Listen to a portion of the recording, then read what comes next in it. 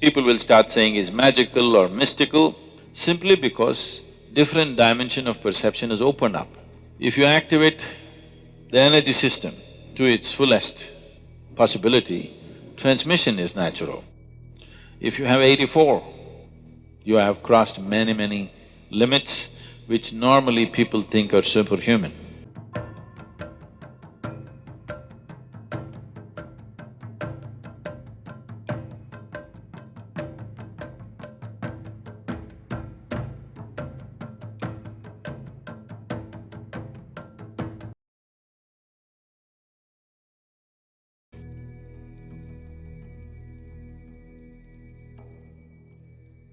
Namaskar, Sadhguru. I wanted to know how does the Guru transfer the yogic knowledge or information by means of transmission? The mechanics of it? The mechanics of that. How is it done? Like a cordless microphone, you know. See, without being wired, you're able to transmit.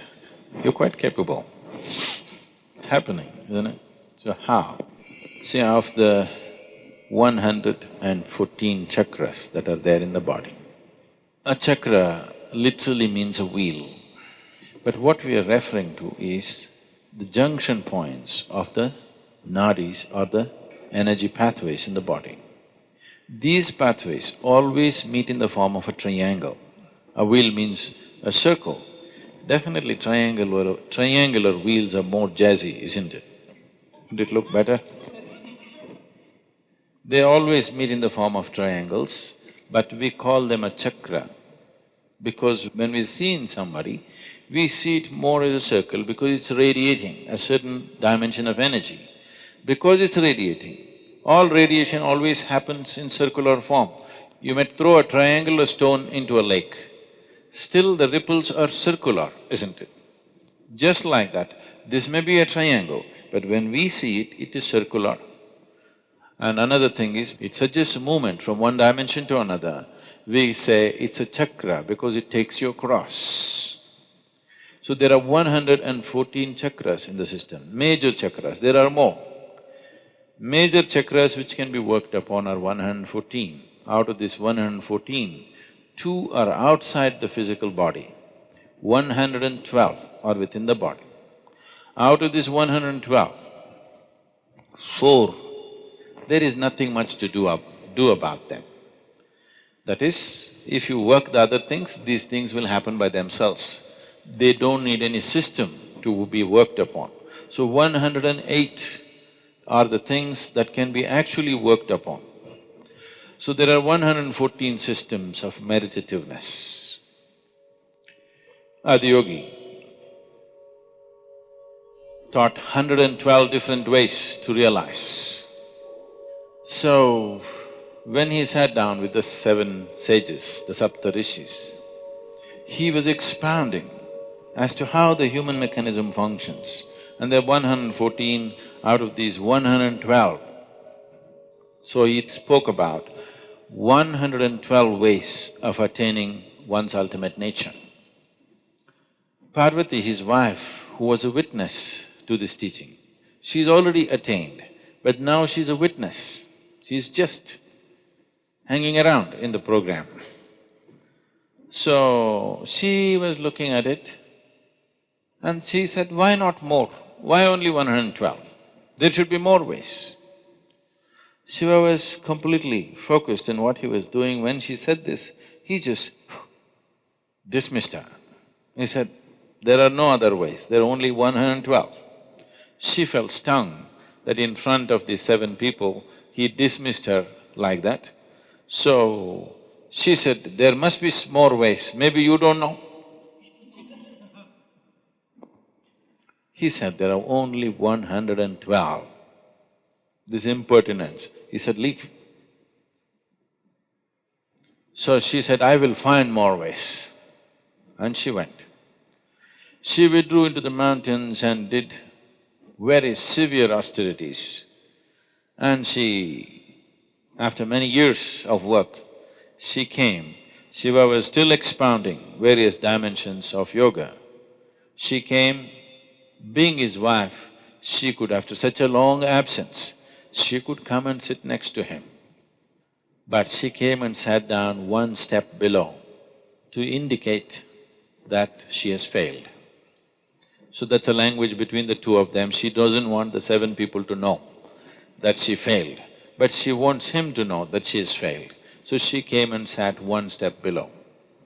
So this story continues into various other aspects as to how she involved herself, and she's being used as somebody who brings doubt.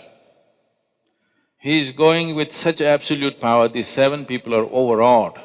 So she is brought in as an uncommitted observer who comes up with doubts here and there.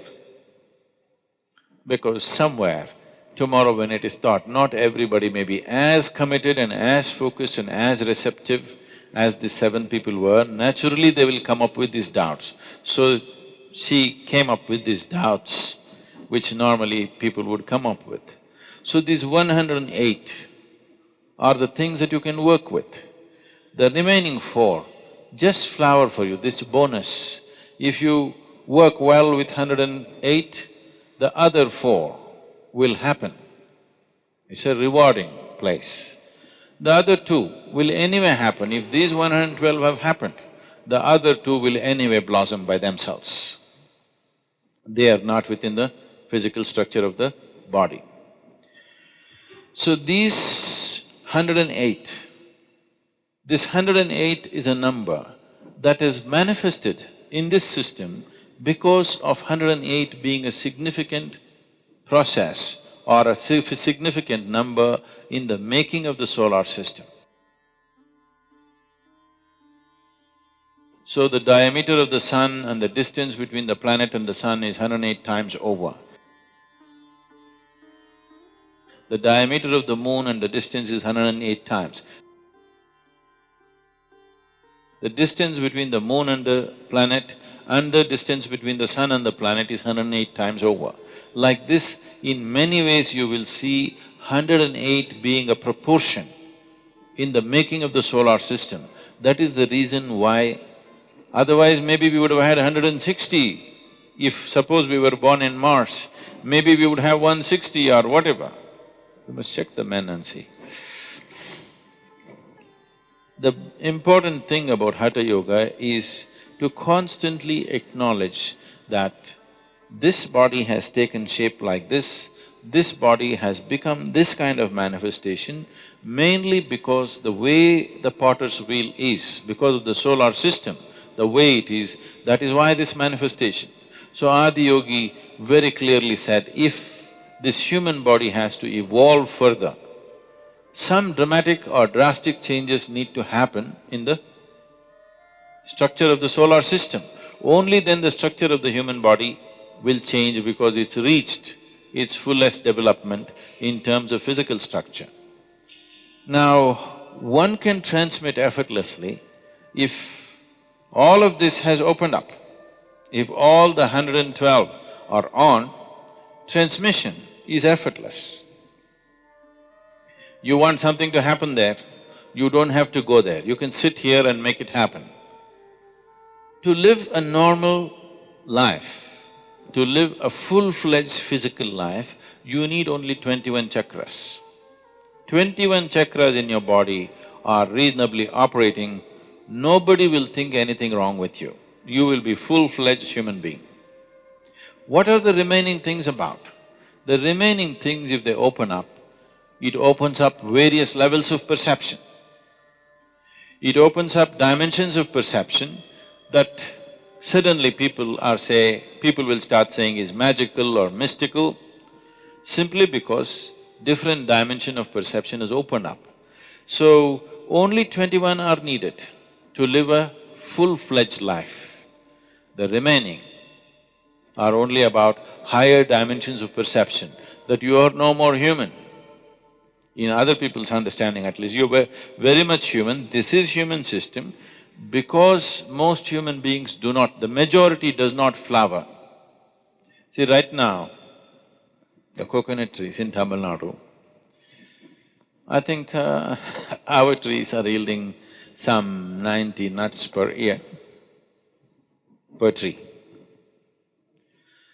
A better managed farm in Tamil Nadu would yield 120, 125. The same coconut tree in Kerala yields 45 nuts to 50 nuts. The same coconut tree in Karnataka and West Bengal yields 240 to 250 nuts. It's the farming which is different. Tamil farmers, they're trying to grow coconut trees in black cotton soil, thinking it's the most fertile soil. Black cotton soil is very fertile for paddy cultivation, cotton and other things, not good for coconut. Coconut needs to be grown where it is slightly, little bit of rubble in the soil. Here if you dig, it is like toothpaste, the soil. Now when you irrigate this land, it's very nice.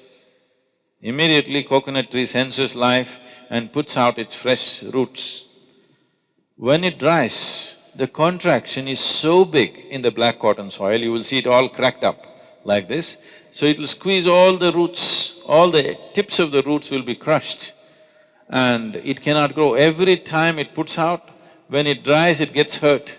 Every time it puts out, when it dries it gets hurt. It needs little bit of rocky soil. You can try this.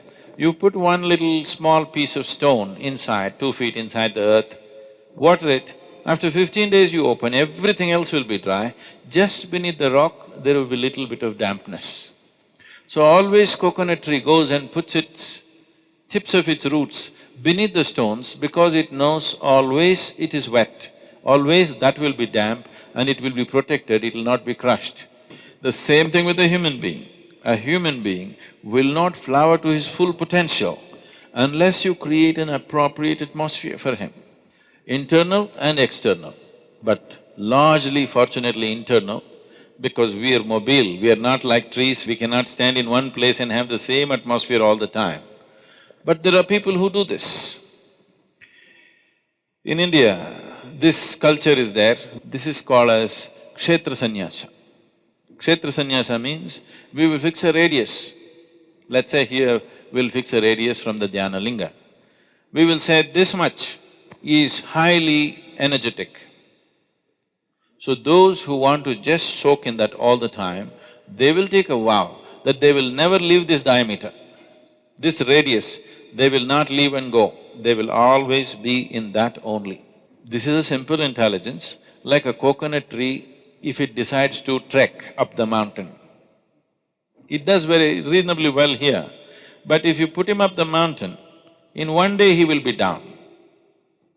The wind, have you gone up the mountain? No. If you go to the seventh hill, almost any season, wind will be at least like 50 to 60 kilometers. In the windy season, it'll touch 120 to 140 kilometers per hour. If you stand like this, it'll just throw you out. It's that strong. So if this guy goes and stands there, he won't stand for an hour. So, he better stay here. But the trees are stationary, we are mobile. For us to maintain an external atmosphere which is always conducive is difficult. So some people take this step which is called a kshetra sannyasa, they will not move out of that space. They fix a radius and just within that. So, because you want to soak in that external atmosphere, but the internal atmosphere is the most important thing for a human being as to how he keeps his interiority. That he builds this is called a kavacha, that you build a cocoon around yourself, a protective cocoon. Wherever you go, you are in the same atmosphere as far as you are concerned. It's like you get into an airplane, it goes up 35,000 feet, definitely your body wouldn't last there.